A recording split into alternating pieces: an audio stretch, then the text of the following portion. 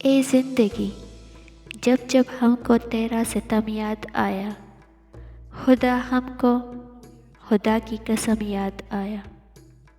اچھے لوگ سڑک کے کنارے پر لگی ان روشنیوں کی مانند ہوتے ہیں جو فاصلے کم تو نہیں کرتے مگر سفر آسان ضرور بنا دیتے ہیں۔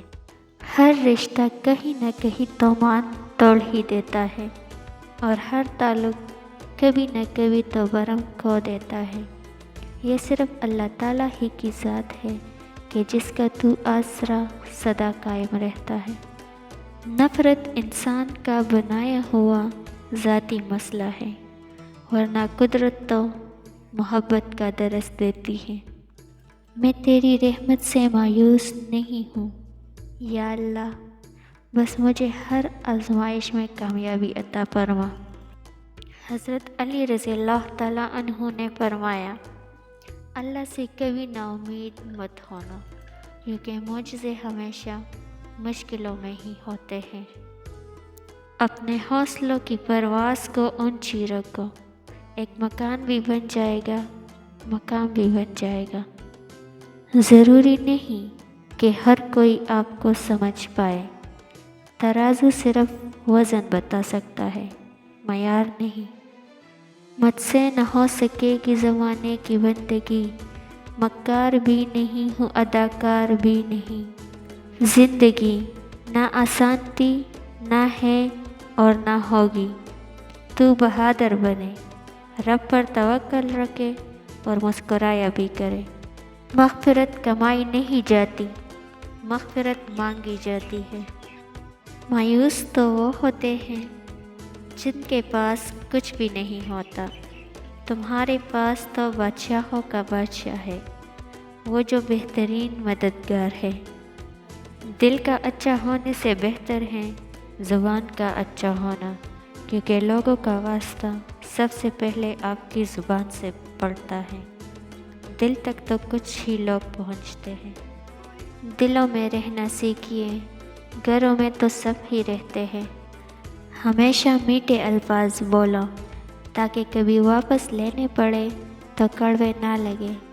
یا اللہ پاک، جب میں مایوس ہو جاؤں تو میری مدد فرما، کیونکہ میری زندگی کے بارے میں تیرے فیصلے میری خواہشوں سے بہتر ہیں۔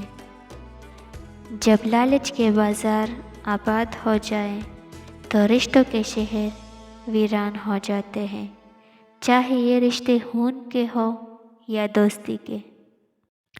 زندگی بہت مختصر سی ہے، کوشش کرے کہ کسی کا مان، اعتبار اور یقین ٹوٹنے نہ پائے۔ وقت تو گزر ہی جاتا ہے، لیکن دی ہوئی تلخیوں کے نشان ہمیشہ باقی رہ جاتے ہیں۔ سکون کی خواہش انسان کو تنہائی پسند بنا دیتی ہے۔ کچھ لوگوں کو پتہ ہی نہیں چلتا کہ ان کے کچھ فیصلے فاصلوں کا سبب بن جاتے ہیں۔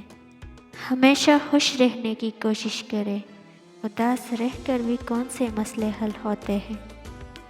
سورہ یوسف سکھاتی ہے، بیمار صحت یاب ہو جاتے ہیں، غم خوشیوں میں تبدیل ہو جاتے ہیں، مشکلیں آسانیوں میں تبدیل ہو جاتی ہیں، کھوئے ہوئے مل جاتے ہیں، بے شک سب اللہ کے حکم سے ہے۔ جتنا پریشان ہو اتنی نماز پڑھو، کیونکہ جتنی نماز پڑھو گے اتنی مدد آئے گی۔